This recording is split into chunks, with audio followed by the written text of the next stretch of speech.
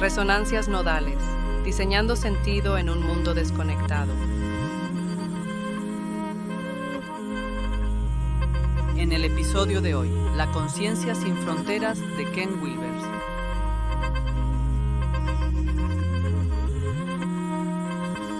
Hoy nos metemos a fondo con un libro que, para muchos, es una especie de mapa de la conciencia humana. La conciencia sin fronteras de Ken Wilber. Las fuentes que tenemos se centran mucho en su intento de unir la psicología de Occidente con la sabiduría de Oriente para entender el crecimiento personal. Que no es poca cosa. Para nada. Y nuestra misión para esta conversación es desmenuzar dos de las fronteras o divisiones más potentes que Wilber dice que nos inventamos y que, nos llenan la vida de conflictos. A ver. La primera es esa supuesta guerra civil que tenemos entre la mente y el cuerpo. Sí. Y la segunda, que a mí me parece fascinante, es nuestra relación con el tiempo, esa obsesión con el pasado y el futuro. Es una excelente manera de plantearlo, sí. Porque la idea central de Wilber es que sentimos la vida como una lucha constante, como una serie de batallas. Todo el tiempo. Exacto. Y es porque proyectamos sobre la realidad un montón de líneas divisorias que según él simplemente no existen. Claro. Y de ahí sale su concepto más famoso, el espectro de la conciencia. A ver, expliquemos eso un poco. Él dice que no somos una identidad única y sólida, sino que funcionamos en distintos niveles. A veces nos identificamos solo con el ego, a veces con el cuerpo, con la comunidad. O con todo el universo en un buen día. Ojalá. Y cada nivel se define por la frontera que trazamos.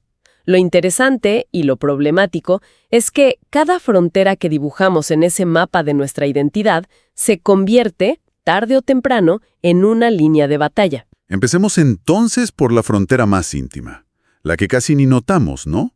Wilber dice que la primera línea no es la piel. No, para nada. Sino una que trazamos dentro de nosotros mismos, que la mayoría no nos identificamos con todo nuestro organismo, ¿verdad? No, nos identificamos con una partecita.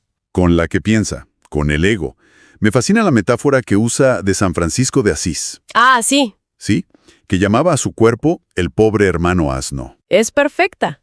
Refleja a la perfección esa sensación de ser un jinete, una mente, que va montada sobre un cuerpo que es casi como un vehículo ajeno. Exacto. Y esa sensación de ser un jinete es la clave de todo, porque esta división no es real, no es biológica. Es una idea. Es una construcción psicológica que Wilber llega a llamar una epidemia en la civilización occidental, y surge muy temprano en el desarrollo. Desde chicos. Pensemos en un niño. El cuerpo es la fuente de los placeres más increíbles, pero también es la fuente del dolor, de la enfermedad. Y de los primeros conflictos con la autoridad. Justo. Los padres nos retan por sus productos de desecho, como dice el libro. Mojar la cama, ensuciarse, el cuerpo se empieza a convertir en algo problemático, algo que hay que controlar. Claro, el cuerpo empieza a ser visto como poco fiable. Es el que se cansa, el que se enferma.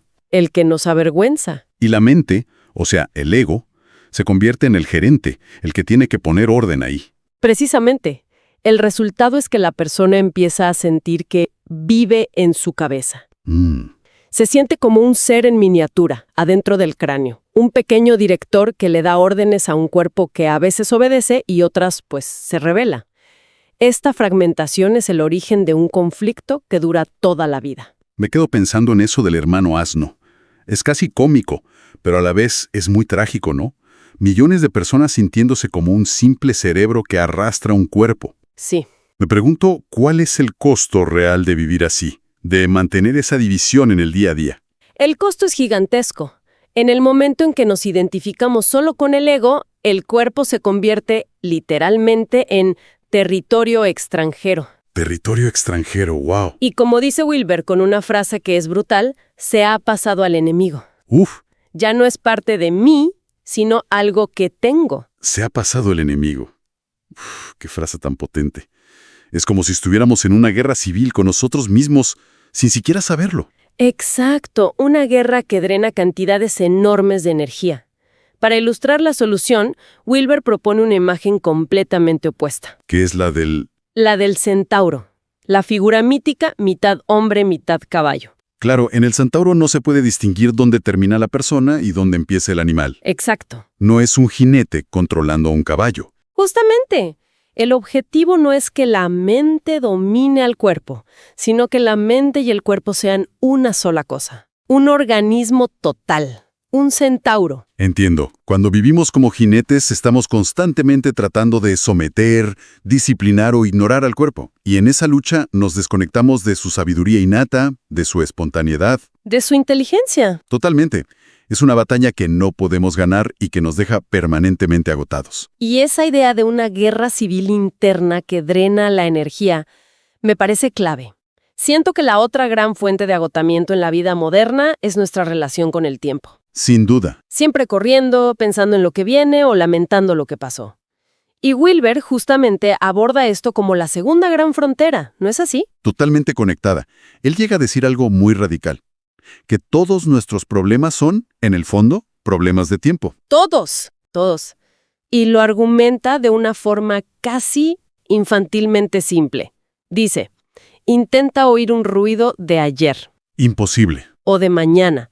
Intenta tocar, ver, oler o sentir cualquier cosa que no esté sucediendo ahora. Tampoco se puede. Pues eso, nuestra experiencia directa y real de la vida ocurre únicamente en el presente. Suena tan obvio cuando lo dices así, pero es algo en lo que no pensamos. Damos por sentado que el pasado y el futuro son tan reales como el presente. Lo damos por sentado, pero no lo son de la misma manera. Lo que llamamos pasado nunca lo experimentamos directamente. Claro. Lo que experimentamos es un recuerdo, que es una imagen, una sensación que ocurre inevitablemente en el presente. En el ahora. Y lo mismo con el futuro. Solo existe como una anticipación, una proyección, una fantasía si quieres, que también es un evento mental que sucede ahora. Entiendo el punto a nivel filosófico, pero en la práctica suena muy difícil. El trauma, por ejemplo, se siente como algo muy real del pasado que nos afecta ahora. Absolutamente. O la ansiedad por el futuro, la necesidad de planificar. ¿Cómo encaja esa experiencia tan visceral con la idea de que son, en cierto modo, una ilusión? Es una pregunta fundamental. Wilber no diría que los recuerdos o los planes no existen. Por supuesto que existen. Como pensamientos. Como pensamientos y sentimientos presentes. El problema no es tener recuerdos o planes. El problema es cuando nuestra identidad se construye sobre ellos. Ah, ahí está el punto. Cuando creemos que somos nuestro pasado o que nuestra salvación está en el futuro. Es ahí donde la frontera se convierte en una prisión. Él distingue entre, usa dos términos en latín. A ver. El nunc fluens, que es el presente que fluye, ese instante fugaz que parece atrapado entre ayer y mañana. Y el nunc stans. El ahora eterno. El ahora eterno, sí. Sí. El momento presente que es tan vasto, que contiene todos los recuerdos y todas las expectativas, sin ser definido por ellos. Entonces, si en nuestra experiencia directa solo existe este ahora eterno, ¿por qué sentimos el tiempo de una forma tan opresiva, tan lineal? Sí, ¿por qué nos sentimos tan atrapados por él? Exacto. Aquí Wilber hace una conexión que es brillante. Lo conecta todo con nuestro miedo a la muerte. En el momento en que trazamos esa primera frontera y decimos, esto soy yo y eso de allá es el universo, creamos la idea de un yo separado y finito. Y un yo finito. Finito. Puede morir. ¿Y qué es la muerte, conceptualmente? Es la ausencia de futuro. Es un estado de no tener mañana. ¿Y cómo nos aterra esa idea? ¿Cómo nos aterra? Nos negamos a vivir sin la promesa de un futuro. Exigimos un mañana. Nos aferramos a la idea de que el tiempo es real y lineal. Para que no se acabe. Para que nos dé la ilusión de que podemos seguir acumulando mañanas indefinidamente y así mantener a raya la muerte.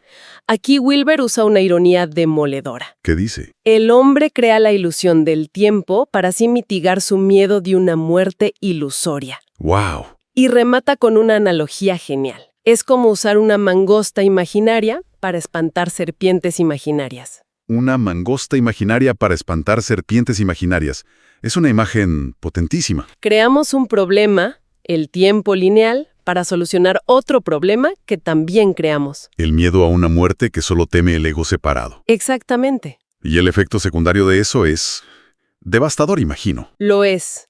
Ese anhelo constante de un futuro despoja al presente de su valor y su realidad. El ahora deja de ser el campo de juego de la vida. Y se convierte en un escalón. En un simple escalón, un medio para llegar a un mañana que nunca llega. Y esta es la receta para una insatisfacción crónica, para vivir siempre en modo espera. Me recuerda a esa sensación de estar en un trabajo que no te gusta y vives solo para el fin de semana.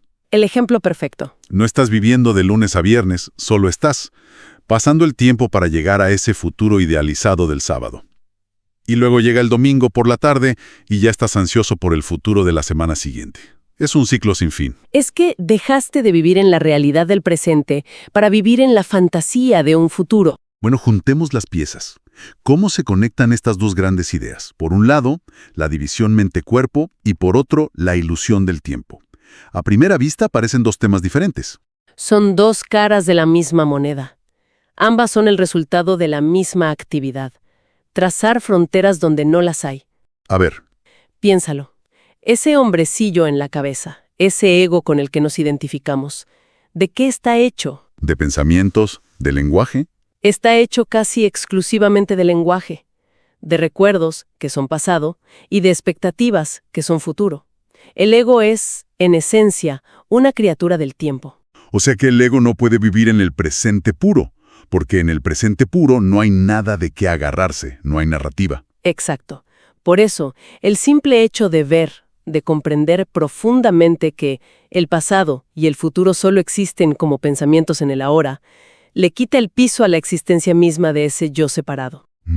Cuando la memoria del pasado se reconoce como un evento presente y la expectativa del futuro también, algo increíble sucede.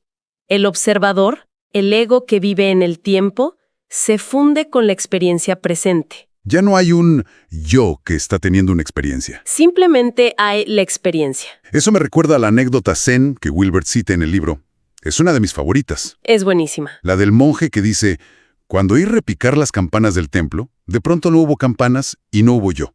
Solamente hubo el repicar. Es la disolución total. Es la descripción perfecta. No es que el monje se desmayara o desapareciera, es que la frontera entre el oyente y el sonido oído colapsó. Claro. Solo quedó el acto de oír, la experiencia pura. La conclusión de Wilber es que esta conciencia de unidad no es un estado místico, extraño, ajeno, que tengamos que alcanzar después de años de meditación. Es nuestro estado natural. Es nuestro estado natural. Es lo que queda cuando dejamos de gastar energía en crear y defender todas estas fronteras ilusorias. Es simplemente la percepción directa de la realidad como un territorio sin demarcaciones. O sea, no se trata de matar al ego o de castigar al cuerpo. Para nada. Se trata de despertar a una identidad mucho más amplia que los incluye a ambos y que al mismo tiempo los trasciende. Resumiendo el recorrido que hemos hecho entonces. Según Wilber, una fuente principal de nuestro sufrimiento viene de estas fronteras artificiales que dibujamos en la realidad. Las dos más profundas que exploramos son, primero, la separación entre nuestra mente y nuestro cuerpo, que nos convierte en jinetes de un hermano asno en una guerra civil interna. Exacto. Y segundo, la división del ahora eterno, en un pasado que nos define y un futuro que nos salva, una ilusión que nos mantiene en un estado de insatisfacción perpetua. Justo. Y disolver estas fronteras no es un acto de violencia, sino de reconocimiento. Es despertar a una identidad más completa, más integrada, que vive en la única realidad que tenemos, este momento. Y eso nos deja con una reflexión final, una pregunta que invierte toda la perspectiva. A ver. Si esta conciencia de unidad, este estado sin fronteras, es nuestro estado original y está, de hecho, siempre disponible, entonces quizá la pregunta que nos hemos hecho durante siglos está mal planteada. ¿Cuál sería la pregunta correcta? Quizás la pregunta útil no es ¿cómo podemos alcanzarla? La verdadera pregunta, la que nos trae de vuelta aquí y ahora, podría ser ¿qué estoy haciendo? ¿Qué actividad específica estoy realizando en este preciso instante para evitarla? ¿Cómo me estoy resistiendo, ahora mismo, a mi propia naturaleza? Resonancias Nodales fue una producción de Nodo Micelial.